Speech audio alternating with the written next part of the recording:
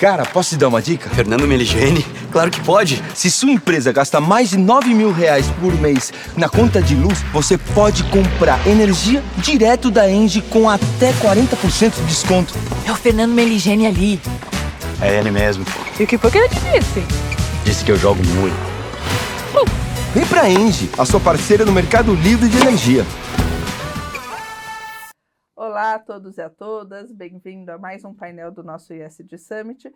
E o tema de agora é como acabar com o lixo reaproveitando tudo, a grande virada da economia circular. E para falar sobre esse tema, eu tenho aqui do meu lado Marcos Matos, co-founder e CEO da Eu Reciclo. Obrigada, Marcos. Uma honra, Renata. Obrigada. E Rodrigo Oliveira, CEO da Green Mining. Obrigada, Rodrigo. Obrigado você, Rê. A minha primeira pergunta é para você, Rodrigo. Rodrigo, quando a gente fala de economia circular, acho que talvez um grande desafio é a questão da logística reversa, né? Como fazer o resíduo ele voltar para ser processado. Eu quero que você fale um pouquinho desse desafio e como a Green Mining busca solucioná-lo. Bacana. O desafio é enorme, né? Imagina, o Brasil ele produz milhões e milhões, quase 80 milhões de toneladas, mais de 80 milhões de toneladas de resíduos.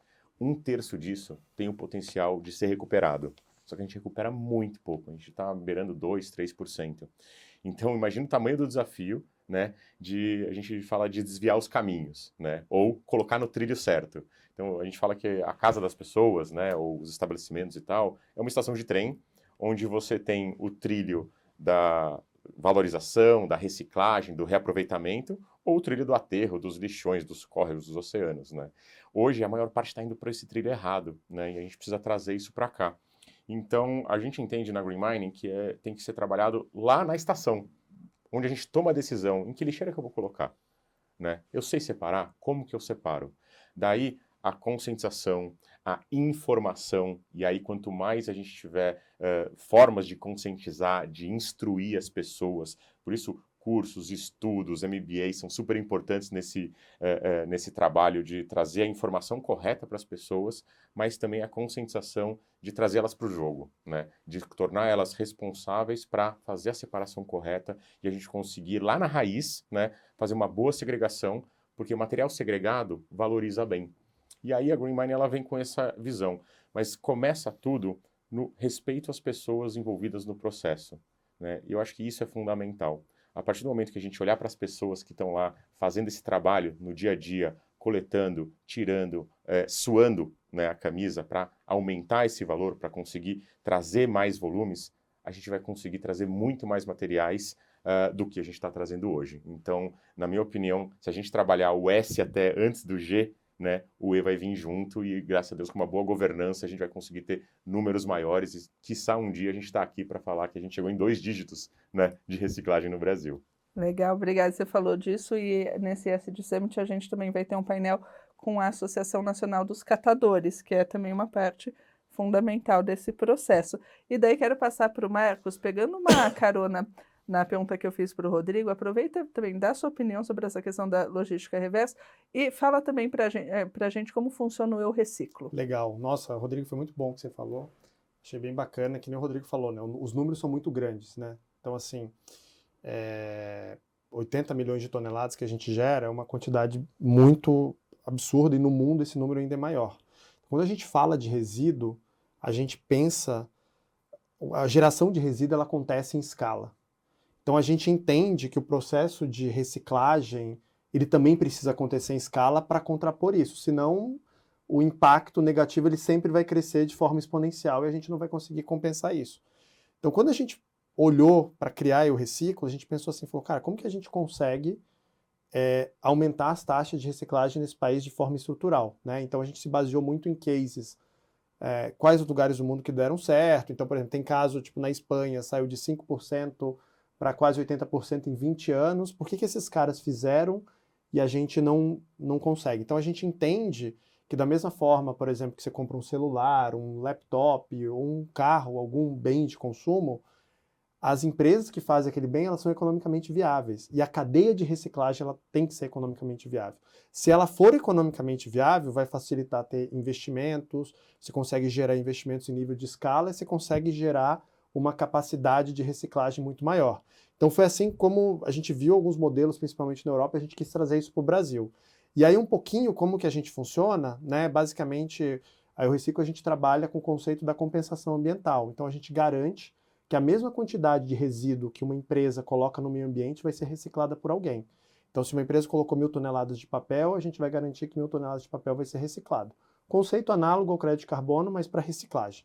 Só que acontece, que nem o Rodrigo falou, as taxas de reciclagem no Brasil são muito baixas. Então como que eu consigo aumentar isso de forma estrutural? Quando a gente começou muito em São Paulo, então a gente às vezes ia visitar a cooperativa parceira, os caras recebiam de coleta seletiva, por exemplo, vidro e mandava para aterro, porque a conta não fechava.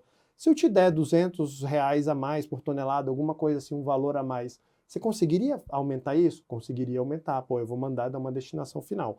E no estado de São Paulo, você já tem uma taxa, uma industrialização muito alta, taxa de reciclagem, você tem indústria de reciclagem do vidro, de papel, de plástico, muito concentrado aqui. Mas hoje, a gente tem 7.000 empresas. E a maioria dessas empresas, elas vendem no Brasil inteiro. Então, eu preciso estruturar a cadeia do vidro, do papel, do metal, do plástico, em todos esses estados. Então, eu vou dar um exemplo para você. Uma vez bateu uma empresa lá e falou, eles tinham um volume muito grande de plástico e de vidro no Amazonas. Ninguém reciclava vidro no Amazonas. Todo vidro que chegava lá ia para um aterro. Então, a gente teve que desenvolver uma cadeia. Como que a gente lá pegou várias cooperativas, operador, fez um fluxo logístico, mandou aqui para São Paulo. Opa, peraí, eu estou reciclando, mas estou aumentando minha pegada de carbono. Então vamos tentar dar uma destinação correta. Olhamos um estudo de um PhD lá da Nova Zelândia, conversamos, achamos 3 soluções para usar o vidro localmente. Plástico, mesma coisa. Então a gente vai fazendo esse tipo de coisa. Mato Grosso do Sul, tipo, sei lá, a gente chegou numa cidade do interior, sei lá, bonito. Vamos financiar com o dinheiro dos créditos que as empresas pagam para a gente pegar, vamos colocar aqui umas motonetas, monta um circo para fazer isso, você consegue trazer esses volumes. Então, assim, para eu ter o crédito, para eu ter a minha receita, para as empresas terem o crédito e responder legalmente, a gente precisa ir lá garantir que de fato teve a reciclagem.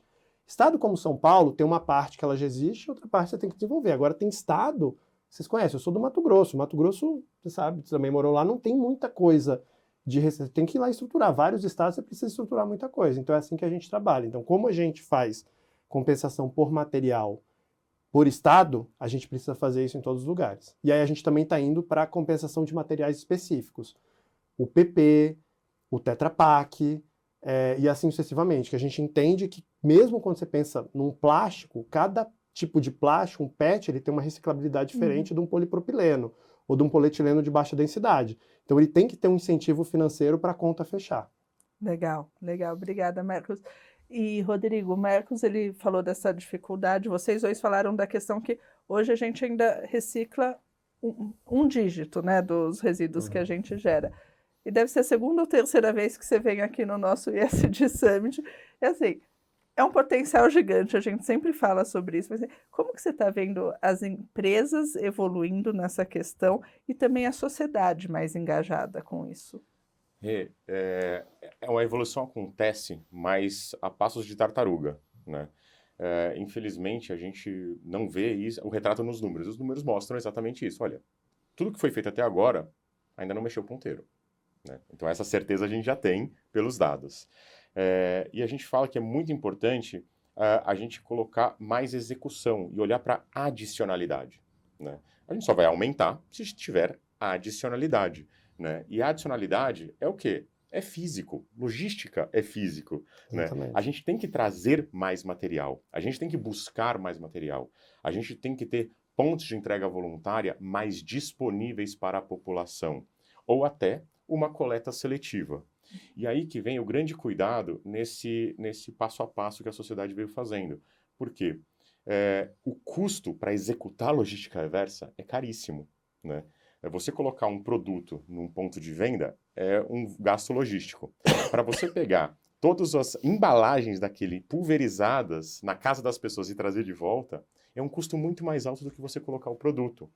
E se as empresas não tiverem a consciência de que isso vai ter que fazer parte, né? A gente falava muito de externalidades lá fora, mas isso é uma externalidade, é uma internalidade já, porque é uma obrigação por lei, né? Essa obrigação ela vinha com 22% até o ano passado, agora já é 30%, vai chegar a 50% a obrigação de executar. Quando a gente não está reciclando nada, essa conta não fecha. E aí, se a gente não tiver os órgãos fiscalizadores olhando com um olhar um pouco mais crítico, com uma fiscalização melhor e realmente cobrando, né, para que esse número aconteça, a gente não vai avançar. As leis são boas, né? Vontade tem. Vontade das empresas tem também, mas quando você tem uma dificuldade de internalizar isso no seu custo, porque você vai ficar mais caro que o seu concorrente, e aí? Né? Sim. Então, coisas como, por exemplo, em abril foi feita uma prorrogação de entrega de alguns documentos, por exemplo, o certificado de destinação final. Isso só protela, na verdade, que as empresas executem, façam, né? E esses são cuidados importantes. Se a gente não tiver essas cobranças acontecendo, podem acontecer muitas coisas que não são a logística reversa, né? Eu gosto sempre de lembrar que a logística reversa, ela precisa ter rastreabilidade, porque tem duas questões que fogem da logística reversa, mas ainda continuam sendo reciclagem. Logística reversa, ela é só pós-consumo, não tem pós-indústria. Né? Você não pode ter pós-indústria lá. Né? Se você não tem rastreabilidade, se você, eu falo, quando coloca a mão no lixo, você sabe de onde veio aquele resíduo. Né? E você que opera sabe o material de onde veio, quem te entregou e para onde vai. Da mesma forma, quando você tem numa coleta seletiva investimento público para fazer aquela coleta, e você não tem o ressarcimento, ela não é independente do poder público. Então essas duas características são características que estão na lei, né? Artigo 33 da 12.305. Né? E tem que ser respeitado. Então, quando você tem uma lei que respeita que você não tem o pós-indústria e que você não tem dinheiro público, aí sim você tem a logística reversa. Mas a gente precisa avançar muito nas fiscalizações, nas análises, porque senão a gente começa a aumentar um volume de materiais pós-indústria sendo declarados como pós-consumo. Sim. Né? E hoje, pasme, as indústrias, né, já perceberam que isso tem valor e reciclam, eles chamam de byproducts, ou subprodutos, 98% dos seus rejeitos, dos seus resíduos, no caso, 93% dos seus resíduos. Só que as gerenciadoras transformam isso em pós-consumo, né, em notas enviadas para reciclagem, e aí você tem um grande número hoje, né, considerado muitos atacadistas e outros gerenciadores de resíduos, vendendo crédito que são pós-indústria. Então você tem que ter um cuidado muito grande na rastreabilidade. Concordo. Por isso que a gente gosta de ter a origem georreferenciada, ponto a ponto, ou na estação preço de fábrica, a gente tem o CPF de cada um que nos entrega e o Pix da conta que mostra que a gente pagou aquela pessoa. Né? Legal. Então, assim, é pequeno, é crucial, mas 1 quilo é 1 quilo, de verdade. Isso aí. Legal. Não, e daí eu quero aproveitar o gancho também dessa resposta do Rodrigo para você contar para a gente do plano do governo de resíduos sólidos, que é assim, falar linhas gerais, quem está aqui assistindo, e como que isso pode evoluir para, de fato, fazer essa agenda andar mais rápido. Tá bom. Em 2017, 18, eu conheci uma pessoa que é da Grüne Punkt, que é o Green Dot da Alemanha, né, que essa pessoa começou a trabalhar com logística reversa em 1991. Então, a gente, no Brasil, foi até antes da Eco 92, né? Então, a turma começou a falar como que a gente aumenta a reciclagem lá, né? E a Alemanha hoje é um país referência quando a gente pensa nesse assunto. Essa pessoa hoje, ela cuida da Europa inteira, né? E aí ela falou um dia para mim, falou, Marcos, vocês só vão ter evolução da taxa de reciclagem, não é só, tem que ter a consciência do consumidor, tem que ter as empresas engajadas, tem que ter tudo. Mas assim, se você não tiver uma legislação que dá o caminho correto para onde que você tem que ir, o negócio não vai funcionar. Então a legislação é muito importante porque ela fala, olha, aqui essa é a rodovia, essas são as regras do jogo, dentro das regras do jogo vocês podem trabalhar. Quando ela falou isso para mim fez muito sentido, né? Então assim, que nem o Rodrigo falou, começou da PNRS e o que aconteceu de 2018 para cá? Vários estados começaram a fazer uma cobrança, em alguns estados de uma forma parecida, outros um pouco diferente. Por exemplo, aqui em São Paulo, em 2018, a CETESB soltou uma ADD, que era a ADD 076 na época, hoje ela passou por 2 evoluções, que ela associava a licença de operação, a licença ambiental, com a obtenção de logística reversa. Então, por exemplo, se uma empresa ela não fizesse a logística reversa, a reciclagem das suas embalagens, ela não ia conseguir a fábrica dela ia ter que parar de funcionar. E aí você tem um problema que você sai de um problema de ser só uma multa, uma discussão, você começa a ir numa questão operacional, né? Então é uma coisa mais forte, vamos dizer assim. Então, isso gerou aqui no estado de São Paulo, a partir de 2018, muitas empresas começaram a sair do mercado voluntário para um mercado regulado. E aí as empresas começaram a vir com mais frequência. Foi isso que aconteceu com o nosso negócio. A gente, em 2016, a gente era praticamente voluntário. As marcas que vinham com a gente eram marcas que nasceram com uma realidade diferente. Falaram, cara, independentemente de lei, eu quero fazer isso. Eu quero 22%, eu quero fazer 100%. Porque eu já nasci com uma outra, que o meu consumidor tem outra demanda. E aí aconteceu dessa evolução da legislação sair, tipo, em Mato Grosso do Sul, e isso foi saindo em vários estados. Hoje a gente tem 16 estados que tem uma legislação relacionada à logística reversa, que é um pouco o que o Rodrigo falou. Tendo a legislação, você tem a regra. E aí as pessoas, as empresas, cada stakeholder da cadeia precisa fazer a sua parte de acordo com a legislação. E aí você fazendo essa parte, o negócio avança. E aí, que nem ele falou, aí tem estados que faz mais fiscalização ou não. Por exemplo, aqui em São Paulo, a CETESB é bem exigente, porque se não tem a logística reversa, não tem a licença de operação para a fábrica. E eu já vi casos disso acontecer, né, de diretor industrial ligar e falar, cara, me ajuda com isso que eu tô com um problema, né? Então, tá acontecendo e você vê o interesse das empresas vindo atrás, né? E aí a mesma coisa também, né? Em 2022 saiu um decreto, né, sobre logística reversa, que ele foi, vamos dizer assim, adaptado, mudado, ajustado com o ano passado, e ele segue uma lei de reciclagem assim que dá um direcionamento pro Brasil. E aí também fala do planário, que é o Plano Nacional de Resíduos Sólidos, que ele fala também dessa evolução. Começamos em 22 e em 20 anos a gente chega em 50%. Então a gente tem essa evolução. E é legal ver isso, porque quando eu falei com essa minha amiga, a Úrsula, da Alemanha, ela fala assim, hoje na Europa, acho que a meta é 65%, eu não lembro exatamente. Ela começou com 15% e ela foi evoluindo. Porque não dá para você chegar e falar, vou cobrar 50% se a taxa de reciclagem é 3%, 5%. Você tem que fazer uma evolução de forma escalonada, né? E aí essa regra é muito legal, que nem o Rodrigo falou. Essa questão do pós-consumo é muito importante. Porque tem uma diferença do pós-consumo e do pós-industrial. O pós-industrial está dentro do seu controle, de uma fábrica. O meu resíduo que sai lá da fábrica, eu consigo pegar aquilo e dar a destinação. Agora, o que eu perco o controle, que vai para o supermercado, para casa do consumidor, eu não consigo fazer isso. Então, isso tem que ser muito bem separado. Então, quando a gente começou, aí eu reciclo, a gente teve uma sorte que a gente foi da primeira turma do Google aqui, o Google Campus, a gente ficou incubado lá, depois a gente fez um trabalho em São Francisco com eles.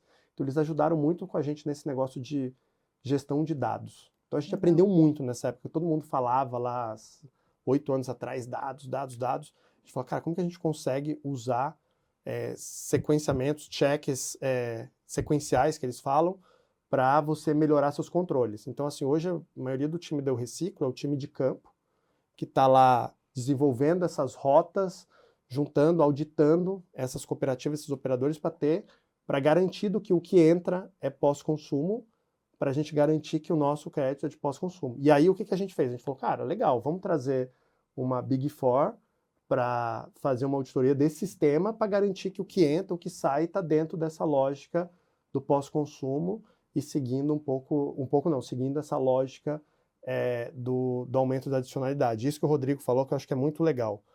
Quando a gente começou, era lugar de coleta seletiva, que chegava na cooperativa, muitos materiais não eram reciclados. Você desenha, você vai ter essa remuneração aqui, você consegue aumentar isso. Em média, um operador lá, a gente fez um estudo que faz sentido lá, a gente pegou cooperativos, operadores, não os caras que começaram, que a gente estruturou do zero, e a gente chegou a uma adicionalidade de 65% depois que o cara trabalha com a gente 1 ano. Então, depois que ele está com a gente 1 ano, a gente aumenta a adicionalidade dele, em média, em 65%. Então, se ele reciclava 100 toneladas de papel, plástico, vidro, metal pós-consumo, agora ele vai reciclar 165. Então, Legal. Que é um número que para a gente dá muito orgulho, que é essa nossa razão de existir. Gerar essa adicionalidade e fazer aumento das taxas de reciclagem. Legal. E daí, acho que quando eu penso no nome Green Mining, mining sempre dá a impressão de algo que tem valor, né? Eu acho que talvez também a grande dificuldade, igual o Marcos comentou, assim, se eu der R$100 a mais por tonelada pro resíduo de vidro, né? Faz sentido? Como fazer esse resíduo gerar valor, Rodrigo? Entregando o valor real dele, né? Tá. Com certeza, eu acho que essa é a grande solução. R$100 a tonelada, a gente está falando, na verdade, de 1 centavo, né? Então, assim, o quilo é baixíssimo, né? Uhum. Pegar uma tonelada, colocar nas costas, Uhum. né? Uhum. E ganhar R$100. O ponto é que o material tem valor, independente Uhum. do crédito. O crédito ele tem que ser um adicional, né? Mas o material tem valor. Se a gente consegue entregar o valor real do material, né, e esse valor real chegar na mão das pessoas, aquela mesma pessoa que pegou 1, 2 toneladas, ela consegue ganhar acima de um salário mínimo. E é o que a gente conseguiu fazer na estação preço de fábrica, entregar o valor real. E aí, a parte de obrigação de fazer, né, que é o que a lei traz, a obrigação das fábricas fazerem, nada mais é do que colocar a logística reversa para funcionar, operar uma logística reversa, né, para você ter caminhões levando esse material, para você ter esse material sendo aferido corretamente, para você ter todos os lugares remunerando esse valor de material corretamente para quem está lá suando todos os dias, né?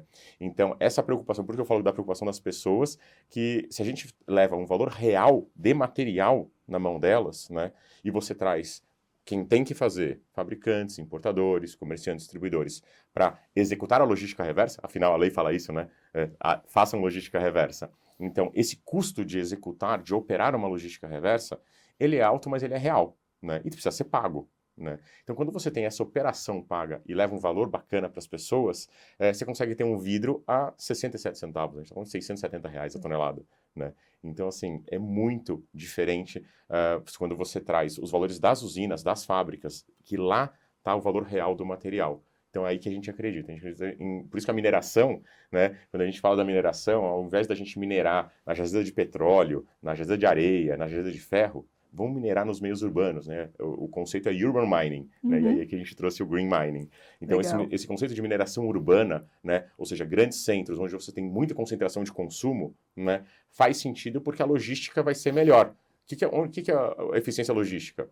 Muito material congregado, concentrado, para ser levado direto para as usinas. Então, se eu consigo fazer isso da forma mais eficiente possível, né? Eu beneficio as pessoas envolvidas, os catadores, tanto que a gente está lançando um projeto com o Cataqui agora, para o Cataqui anunciar todos os lugares onde tem um valor real do material nos seus aplicativos, para as pessoas chamarem mais o Cataqui, inclusive, para fazer esse processo, é bem bacana, e poderem levar nas estações.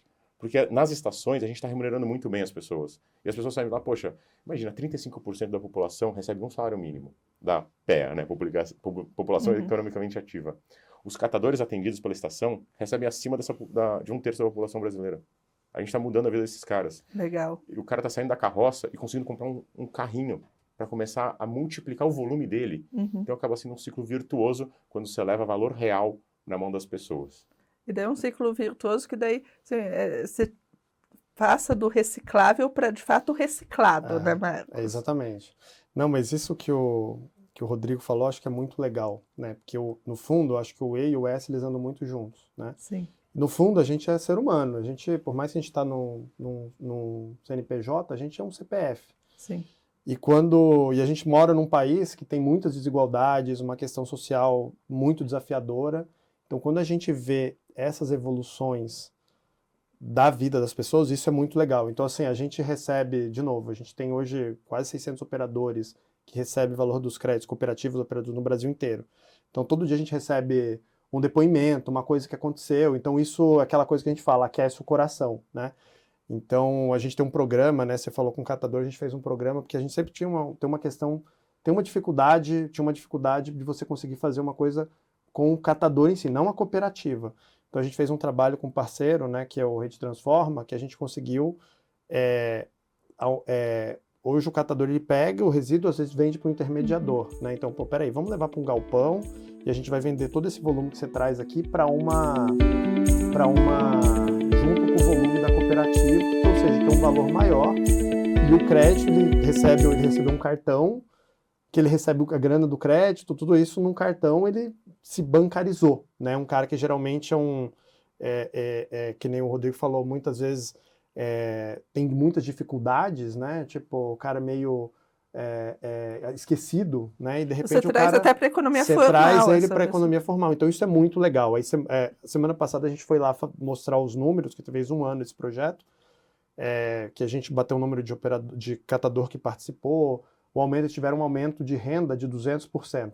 Né? Legal. Então, se o cara ganhava R$ 500, ele vai ganhar R$ 1.500. Então, assim, é muito legal isso aquece o nosso coração, porque é isso, no fundo, a gente quer gerar um impacto ambiental, a gente tem que ser economicamente viável, a cadeia da reciclagem, mas pô, o que a gente quer também é transformar a vida das pessoas. Isso é muito, muito importante e é um combustível para a gente como ser humano. Mesmo que você tem que ir trazendo essas pessoas aos poucos e dando uma condição melhor para elas, senão também a outra parte não vai parar de pé no longo prazo, né? E o Rodrigo falou um pouco no negócio pegando do vidro, e a conta é essa.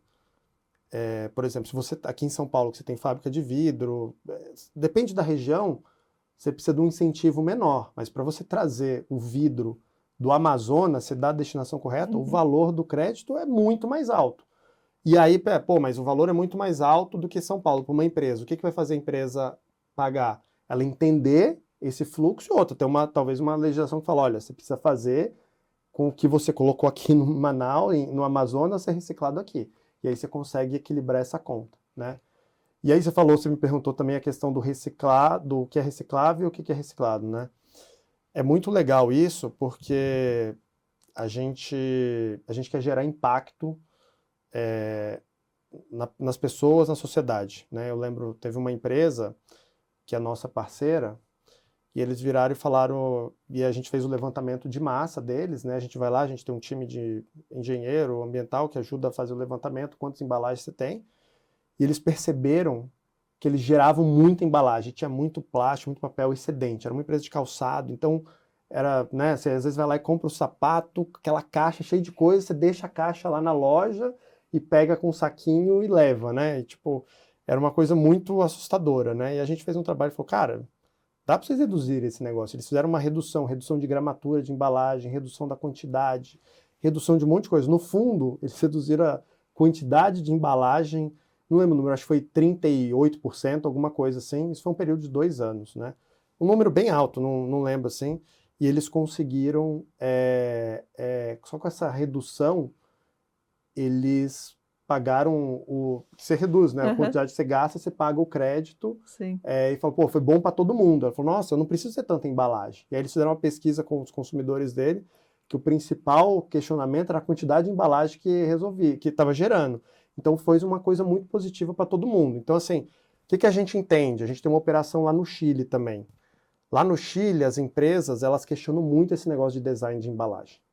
Porque antes, se você não colocar sustentabilidade, eu vou desenvolver uma embalagem que ela precisa ir pro mercado e durar o máximo de tempo possível.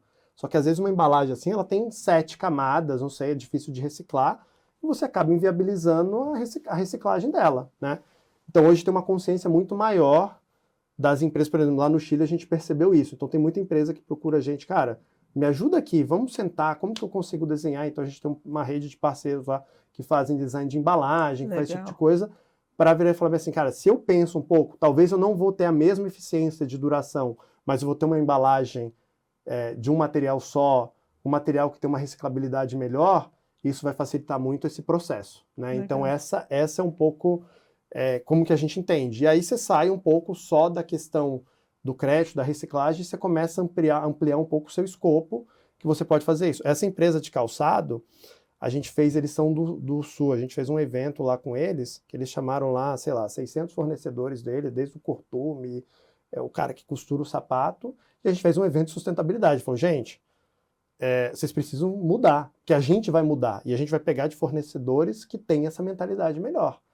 Então, assim, eu falei, nossa, que legal. E aí você entra na questão da escala. Não é que eu estou mexendo só na empresa, eu estou tentando influenciar a cadeia de fornecedor daquela empresa. Legal. Né? Então eu falei, nossa, que interessante. Assim. Então é uma coisa que nem eu te falei, aquece o coração, que é bem bacana. E pensando sempre na escala. Se resíduo é gerado em escala, como que eu consigo ter essa escala para offsetar essa pegada? Legal. E daí a minha última pergunta para os dois, até pegando também, mais uma vez, como exemplo que você falou sobre essa questão do design da embalagem, a gente ficou falando aqui de tratamento de resíduos, né? mas talvez o problema seja gerar menos resíduos, né? E hoje a gente vê cada vez mais as empresas se desafiando nisso, né? Então, vai ser o refil, vai ser o refrigerante que eu vou com a minha garrafa no supermercado para encher. Como que vocês veem essa questão do fim da embalagem, né? Se a gente pode pensar nisso, assim, como que as empresas estão evoluindo nessa questão? Assim, ainda vai ter tanto resíduo que assim, vocês vão ter trabalho para um século, né? Mas talvez o próximo passo seja gerar menos, né? Sem dúvida. Eu acho que é o fim da embalagem de uso único. Né? Exatamente, de uso único, esse verdade. é o ponto. A gente é super a favor do retornável e do reuso. Reuso. Né? Até porque, e o refil ele vem perto do reuso, só que tem que tomar cuidado que o refil no Brasil foi tornado, na verdade, uma embalagem menor. Exato, uma embalagem de plástico misto. Que você só coloca o seu shampoo dentro e joga o plástico fora. Né? E muitas vezes você já jogou a embalagem e vai usar a embalagem de refil como embalagem primária. Né? Mas, enfim, então o reutilizável e retornável, né? A gente olhar para as épocas antigas do leite, época antes da garrafa de vidro. Que eu lembro, tinha um engradado em casa, colocava a garrafa de vidro e levava no supermercado. No interior ainda tem muito ainda disso, né? Os grandes centros que se distanciaram um pouco eu cresci assim. dessa realidade. A gente acredita tanto que dentro da Green Mining a gente tem um embrião chamado Avoid. Né? Esse Avoid, a ideia é exatamente a gente fazer o refil no ponto de venda. Né? Então você nem precisa retornar com a embalagem para as indústrias, mas fazer o consumidor ter a sua própria garrafa de uso contínuo, sempre, né? Ir lá, refilar e levar embora. Né? Você elimina 100% das embalagens de uso único e elimina outra coisa, porque mesmo na retornável, né? Imagina só, um caminhão cheio de garrafa de vidro, né? De refrigerante, ele está transportando 90% de água, né? Detergente, produtos de líquidos. Se a gente consegue eliminar esse transporte de água de uma produção em Guarulhos, que vai entregar lá em Brasília, né, e usa água local, você descentraliza o uso de água, até porque tem um problema de crise hídrica quando você usa tudo do rio. Então, essa visão de reuso, pra gente, ela é fundamental e é o futuro. E eu te falo, a gente já vem conversando com várias indústrias, né, que falam assim, esse é o futuro, para ir para isso. A mudança comportamental é muito grande e a tecnologia para fazer isso. Então, o que eu falo assim, a tecnologia a gente já tem, né? Esse é o futuro e a gente brincava que a Void vai matar a Green Mining, né? Mas nunca vai matar porque mesmo a embalagem de reuso, ela tem uma vida útil, né? Vai ser menos tempo, 15 vezes, 25 vezes, 50 vezes, dependendo do tipo de material, mas ela vai ter um momento que você vai falar, consumidor, devolve ela, eu vou te dar uma nova, que essa daqui eu vou reciclar, né? E garantir que isso aqui vai ser reciclado, todo rastreado, bonitinho, e o restante você faz, só que você faz em ciclos fechados. Você vai falar com ele, você vai conversar com o consumidor no ponto de venda. E no ponto de venda você fala assim, deixa aqui, que eu vou reciclar, né? Quando você trouxer uma que já ciclou 15 vezes, e eu te entrego uma nova naquele ponto, e ele vai retornando ali. Então você não tem mais descarte, você zera descarte, então avoid, de evitar, exatamente evitar descarte, evitar embalagem de uso único, evitar muita emissão de CO2. Com certeza eu acho que esse é o caminho. E complementando só, uma coisa que é muito boa, mas tem que tomar muito cuidado também, é a questão do biodegradável, né? Porque, da mesma forma, com a complexidade de você ter essa rastreabilidade na logística reversa, no biodegradável, você teve um volume muito grande de informações complexas, né, vamos dizer assim, dos oxibios, né, que colocam um aditivo, na verdade, para ele se degradar. Mais rápido, né? Só se degrada, só que vira microplástico principalmente, né? E a maior parte foi para isso, né? Eu falo assim, o atalho é muito fácil, né? Quando é barato, é fácil para eu falar que eu sou ambientalmente correto, muita gente vai para esse caminho. Por isso que a gente gosta de falar sobre compostável, que aí você garante que ele vai se biodegradar corretamente um compostável de forma caseira e não um compostável industrial que você tem que levar para Califórnia para conseguir fazer, né? Mas a pegada qual que é? E outra coisa é que, de certa forma, o biodegradável ele ainda está um pouco nessa economia linear, né? Porque você vai ter que produzir mais, E nem se for feito de alga, né? Você vai ter que um monte de áreas de rios ou oceanos para ter as algas. Ou você vai ter que fazer de plantação. Você vai ter que ter milhares de toneladas de cana e tudo mais para você produzir, né, de milho ou cana, para você produzir plásticos, né, usando terras que seriam biodegradáveis, mas vão para a terra, entendeu? Então, assim, ele ainda é uma economia linear, ele não volta a ser um milho, vamos dizer assim. Ponto. Então, eu gosto muito da gente falar assim, ciclos fechados, economia circular como um todo, mas, com certeza, reutilizar, retornar antes de reciclar deveria ser a última opção, né? Uhum. Porque pra gente não ter rejeitos, vamos dizer assim. Legal, muito bom ponto. Exatamente. O primeiro é o repensar ainda, né? Uhum. Tipo, que você sai dessa... Não, achei muito bom o exemplo que você deu, Rodrigo, muito legal. Tem uma empresa que é cliente nosso, que ele faz sabonete, shampoo, desodorante, tudo em barra, né? Uhum. E o produto, toda a embalagem de papel, né? Então, uma embalagem bem pequenininha, um produto bem pequenininho. E eu comprei, né? E fiz um teste, que a gente está acostumado, durante toda a nossa vida, a gente usou shampoo líquido, né? E assim, é muito bom o produto, e eu acho que faz sentido. Tem uma questão muito de mudança de mindset das pessoas, né? E que nem você falou antes, eu esperava na minha casa, passava o cara com leite, eu levava lá, ele tirava e fazia isso. Óbvio, talvez assim, o mundo mudou, a gente vive num mundo muito rápido, muito dinâmico, de produtividade. A gente precisa ter algumas coisas, mas assim, como que a gente consegue ter essas mudanças estruturais nas produções, no design e ao mesmo tempo na vida das pessoas? Que a vida das pessoas, no fundo, é a demanda que decide o que ela quer comprar. Se tem uma embalagem que ela não é reciclável lá, que ela está acontecendo, é porque tem alguém que está comprando aquele negócio. Então, se o consumidor também tem esse nível de consciência maior, a gente consegue fazer esse ajuste. E aí, isso foi uma coisa até que quando a gente criou o selo Eu Reciclo, a gente se inspirou também lá no mercado europeu, porque era uma forma de você se comunicar com o consumidor. Uhum. Então a gente entende muito que você precisa trazer esse ator para a jogada. Que nem o Rodrigo falou, cara, esse cara precisa fazer a destinação correta, pensar. E para mim, eu sou bem otimista com o mundo, né? A gente precisa ser otimista, senão a gente vai ter um problema maior de humanidade, né?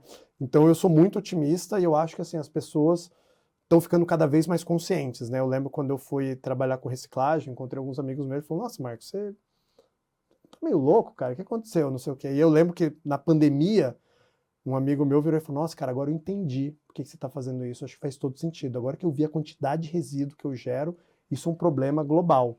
Então, se a gente consegue passar as mensagens para o consumidor, óbvio, você passa uma mensagem, você vai levar tempo para fazer isso. Não, é uma construção linear, só que cada caixinha que você vai colocando, todo dia você coloca uma caixinha, um ano são 365 caixinhas. Então é assim que a gente entende. A jornada é super longa, ela não é fácil, ela é bem desafiadora, mas ao mesmo tempo ela é muito gratificante. Então assim, toda essa parte de educação, a gente usa o selo, faz toda a comunicação do selo nas próprias embalagens, com QR Code, que o cara pode entrar, saber de onde que foi aquele resíduo, que a gente consegue rastrear, de qual cooperativa, de qual estado. Então a gente tem tudo isso aí. E a hora que o consumidor vê, pô, que legal, né? Eu acho que isso faz sentido. Então a gente tem que envolver a sociedade como um todo. São as empresas, são o consumidor, o governo, dando o direcionamento correto, os órgãos ambientais fazendo os questionamentos corretos. Então todo mundo, a gente consegue mudar de uma forma mais rápida, assim. Um pouco eu entendo. Ótimo. Obrigada, Marcos. Obrigada, Rodrigo. Sempre um prazer estar aqui com vocês discutindo esse tema. E obrigada a todos que estavam com a gente acompanhando esse painel.